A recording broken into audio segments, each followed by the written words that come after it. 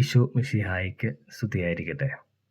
ക്രിസ്തുവിൽ ഏറ്റവും സ്നേഹം നിറഞ്ഞവരെ, ആണ്ടുവട്ടത്തിലെ 6-ാം ഞായറിലേക്ക് നാം കടക്കുമ്പോൾ ഇന്നത്തെ സുവിശേഷത്തിൽ നാം നിയമത്തെ പറ്റിയാണ് കേൾക്കുക. നിയമത്തിൻ്റെ പൂർത്തീകരണത്തിനായി വന്ന ക്രിസ്തുവിനെ പറ്റി. നിയമം പലപ്പോഴും നാം നമ്മുടെ ബുദ്ധി കൊണ്ട് ജീവിക്കുന്ന ഒരു തലമാണ്. പക്ഷെ ക്രിസ്തു നാം അതിനെ കാണുക, ഹൃദയം കൊണ്ട് കാണുവാനും ഹൃദയം കൊണ്ട് ജീവിക്കുവാനും ഒരു പുതിയൊരു തലം നിയമത്തിന് കാണിച്ചു തരുന്നു. അതിലൂടെ ജീവിതത്തിൽ സമാധാനവും സന്തോഷവും നമുക്ക് നൽകപ്പെടും. ഇൻസ്ബ്രുക്ക് രൂപതയിലെ ഹെർമാൻ പിതാവിൻ്റെ ഒരു പുസ്തകമുണ്ട്, ഹൃദയത്തെ പറ്റിയുള്ള ഒരു പുസ്തകം.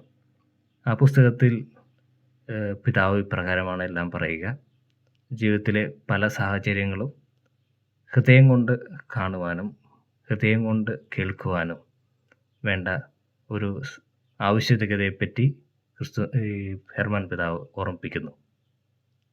ഇവിടെയും ക്രിസ്തു ഇന്നത്തെ സുവിശേഷത്തിൽ അത് തന്നെയാണ് പറയുക.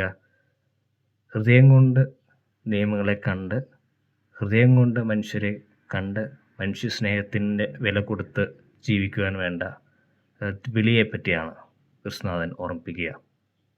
സമൂഹത്തിലെ സാധാരണ നിയമ സമവാക്യങ്ങൾ മാറ്റിക്കൊണ്ട് സ്നേഹത്തിനും കാരുണ്യത്തിനും കൂടുതൽ പ്രാധാന്യം നൽകുന്ന ക്രിസ്തുവിനെയാണ് നാം ഇവിടെ ഇന്നത്തെ സുവിശേഷത്തിൽ കാണുക. നിയമത്തെ അസാധുവാക്കുവാനല്ല, പൂർത്തീകരിക്കുവാനാണ് ഞാൻ വന്നിരിക്കുന്നത്. ക്രിസ്തുനാഥൻ നിയമത്തെ മറ്റൊരു തലത്തിലേക്ക് ഉയർത്തുകയാണ്.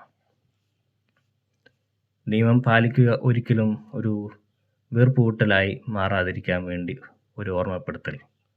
അത് ഹൃദയം കൊണ്ട് സ്വീകരിച്ച് ജീവിക്കുമ്പോൾ അതൊരു സന്തോഷമായി, സമാധാനമായി മാറും. നമുക്ക് തന്നെ കാറിലേക്ക് സഞ്ചരിക്കുമ്പോൾ സീറ്റ് ബെൽറ്റ് ഇടുന്നുണ്ട്.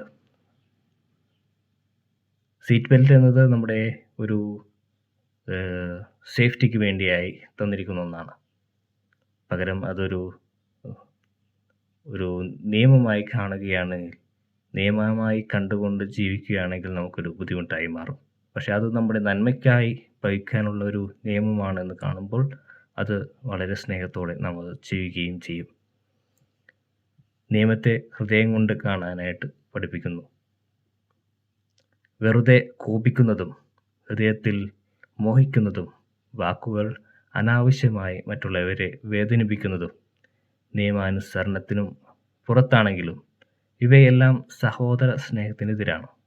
ഇവിടെയാണ് ക്രിസ്തുനാഥൻ ഒരു ഹൃദയത്തിൻ്റെ ആവശ്യകത നിയമത്തിൽ കാണുന്നത്. നിയമത്തിനപ്പുറത്ത് കാരുണ്യം കൊണ്ട് എല്ലാത്തിനെയും നോക്കിക്കാണുവാനുള്ള ഒരു വിളി.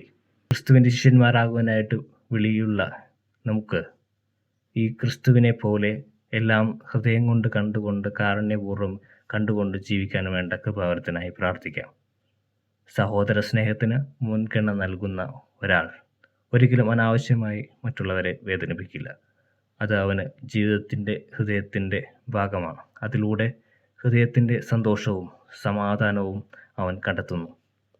ഹൃദയവിചാരങ്ങൾ മറ്റുള്ളവർ കാണുന്നില്ലെങ്കിലും തന്നോടും മറ്റുള്ളവരോടും ആത്മാർത്ഥതയോടെ ജീവിക്കുമ്പോൾ ഹൃദയമോഹങ്ങളെക്കാളധികം നാം സ്നേഹത്തിനും കാരുണ്യത്തിനും വിലമതിക്കുന്നു. ഇവിടെ നിയമപാലനമല്ല, പകരം ജീവിതത്തിൻ്റെ ഒരു ഭാഗമായി നിയമം മാറുകയാണ് ചെയ്യുന്നത്. നിയമം ബുദ്ധിപരമായ ഒരു അവസ്ഥയിൽ നിന്ന് ഹൃദയപരമായ ഒരവസ്ഥയിലേക്ക് ഇറങ്ങി വരുന്ന ഒരു ജീവിതം.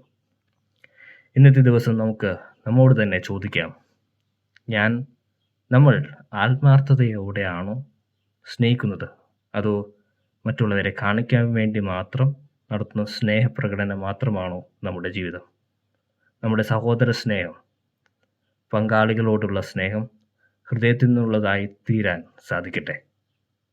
ക്രിസ്തുവിനെ പോലെ ഹൃദയം കൊണ്ട്, കാരുണ്യം കൊണ്ട് ജീവിക്കുവാനും അതിലൂടെ നമ്മിലും സമൂഹത്തിലും സന്തോഷവും സമാധാനവും പകരാൻ നമുക്കും സാധിക്കട്ടെ എന്ന് ഏറെ പ്രത്യേകമായി ആശംസിക്കുന്നു.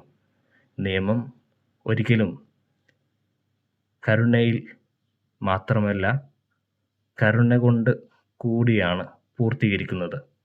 കരുണയും സ്നേഹവും വരുമ്പോൾ ക്രിസ്തുവിൻ്റെ പിൻഗാമികളായിട്ട് നാം എല്ലാവരും മാറുന്നു. അതിനുള്ള കൃപാവരത്തിനായി നമുക്ക് ഏറ്റവും പ്രത്യേകമായിട്ട് പ്രാർത്ഥിക്കാം.